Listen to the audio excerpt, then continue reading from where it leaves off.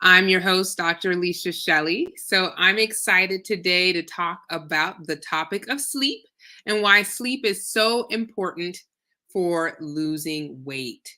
And if this is your first time watching the Facebook Live, my name is Dr. Alicia Shelley. I'm a board certified internal medicine, obesity medicine physician outside of Atlanta. And I specialize in helping people not only with losing weight, but transforming their lives and implementing healthy habits in their busy lifestyle. So I'm so excited to be here with you today. So let's get to it. Let's talk about sleep, sleep, sleep.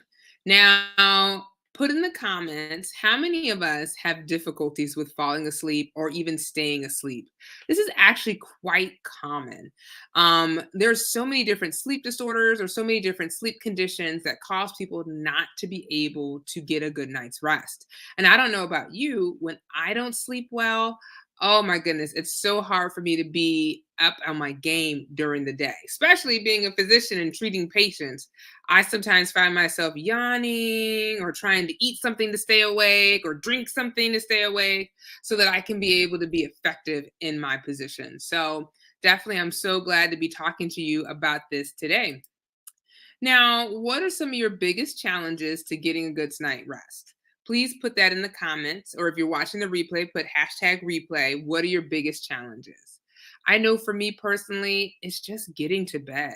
Sometimes I'm tired. I know I'm tired, but I'm like, I want to do one last thing. And then I'll go to bed. But that one last thing seems to take a whole hour because I'm so tired that it's hard for me to focus on that one last thing that I'm trying to do. Now, let's see how sleep affects the body. Now, if someone goes from sleeping 8 hours to 5 hours, what studies have shown is that their body mass index increases, their leptin hormone, which is your satiety hormone. This is the hormone that tells you that you're full, actually decreases, so you're more hungry, and your hunger hormone or your ghrelin hormone increases, which leads to, once again, your body mass index increasing. So, how many hours that you sleep correlates with how much weight are you going to gain.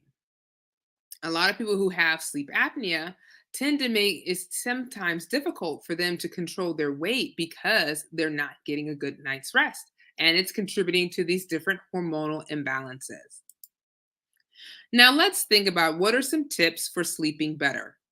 Number one, keep a consistent sleep schedule.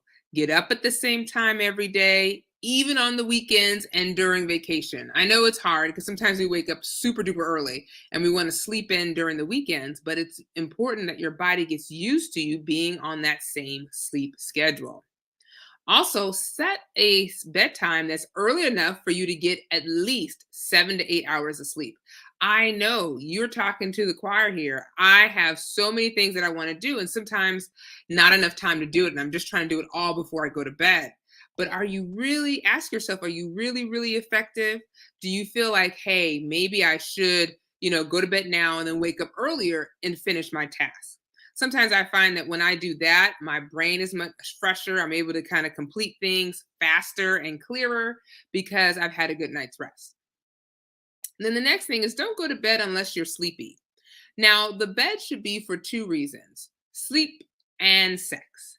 So it's important that in your bedroom that you keep it for sleep. So if you're not sleepy, don't go to bed. Or at least don't get in the bed and just sit there. And if you don't fall asleep after 20 minutes, get out of bed and then do a quiet activity without a lot of light exposure. The reason why you do that is that the light kind of shines and tells the body that it kind of messes with the circadian rhythm so that your body thinks that, oh, it should be up instead of sleeping. So it's important to have less light, especially. And it's important too, because I don't know about you, but I have my cell phone at the bedside or I have my tablet. So the light from the electronics can also contribute to you feeling more awake as well. And then next, establish a relaxing bedtime routine. Do you pray? Do you meditate before bed?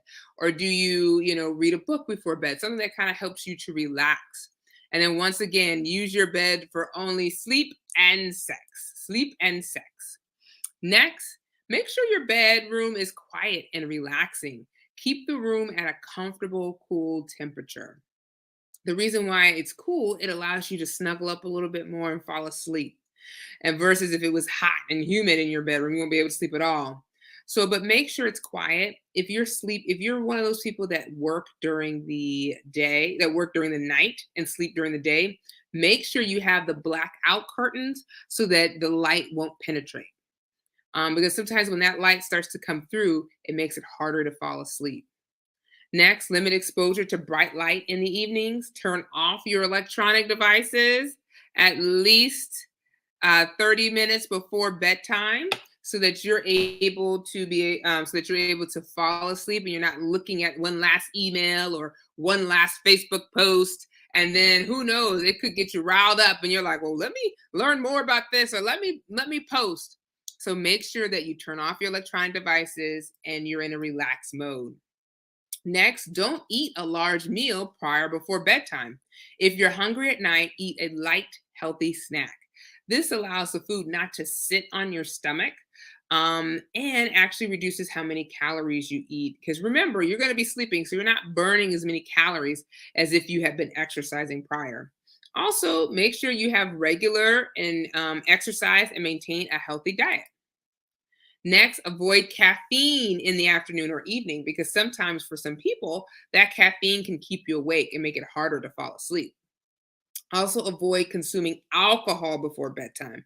I know a lot of people want to drink their wine or their last nightcap before going to bed so that they can be able to wind down. But what we find is that alcohol before bedtime actually, although you're able to go to sleep, fall asleep, it's not a very restful sleep. So it's important to avoid consuming alcohol before bedtime and reduce your fluid intake before bedtime because you do not want to be waking up multiple times to go to the bathroom. So here's just a synopsis or summary of what are the things you should be doing. You can feel free to take a little screenshot of that so you can have that for your record. Now, let's talk about another way how you can, for those who are having difficulties with falling asleep, here's another way what you can use to help you with sleeping better. And this is called the sleep restriction therapy. Now, with sleep restriction, how it works is that you're going to keep a sleep diary for 1 week. In that week, you're going to calculate your average total sleep time or the average number of hours slept per night. And it's just an average because, some days you may sleep more, some days you may sleep less, but giving an average. Then, once you know your average sleep time, you're going to restrict the time that you spend in bed to no more than those average total sleep time.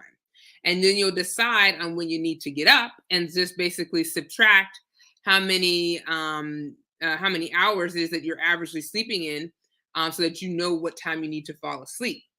Now, once you figured that part out, the next day you'll increase your sleep time by 15 minutes. And then the next day, you'll increase your sleep time by 15 minutes. And then before you know it, you'll keep increasing your sleep time. That makes it a little bit easier for you to fall asleep a little bit longer. Now, just so that you aren't confused, here's an example. Let's say my average sleep time is around 5 hours per night. So, with that being said, and I have to wake up at 5 a.m. in the morning. So, that means I need to be in bed by midnight or 12 o'clock because that's 5 hours. And so that first night I'll sleep the 5 hours, but then the next night I will increase my bedtime to from 12 a.m. to 11:45 p.m. And then the next time I'll go from 11:45 to 11:30 p.m. And each night I'll continue to increase how many minutes, how many hours that I sleep by 15 minutes.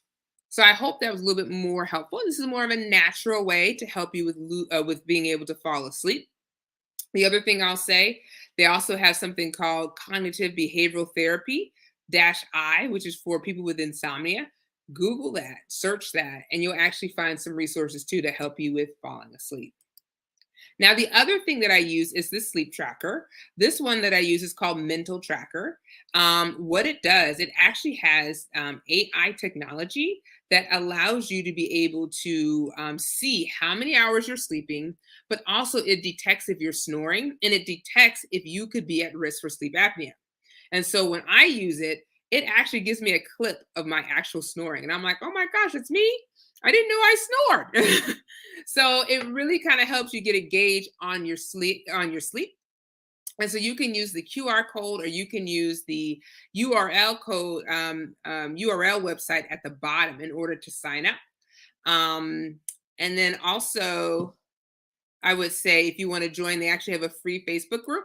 So you could go to their Facebook group here, and they'll be happy to, teach you more about the product, answer any questions you have. And then this is just the link again for you to go to Sleep Tracker to download the app. They do have a free version as well as a paid version. And so I think you may find it to be quite beneficial. Now, last but not least, how do you plan to implement sleep in your everyday life? I want you in the comments tell me what time you plan on going to bed, what time you're going to start winding down, and then number 3, what's your third challenge, not challenge, but third goal. Will you turn off all lights and shut everything down, or will you not use your bed for other activities besides sleep and sex? Whatever it is that you decide to do, write it down in the comments. I can't wait to hear more about it. Thank you so very much for spending time today to talk about sleep. And please, I'm looking forward to your comments. I'm looking forward to your thoughts on it. And I want to hear from you. How easy is it to fall asleep for you? And if it's easy, give us some tips. All righty. I hope you have a wonderful rest of your evening. And until next time, bye bye for now.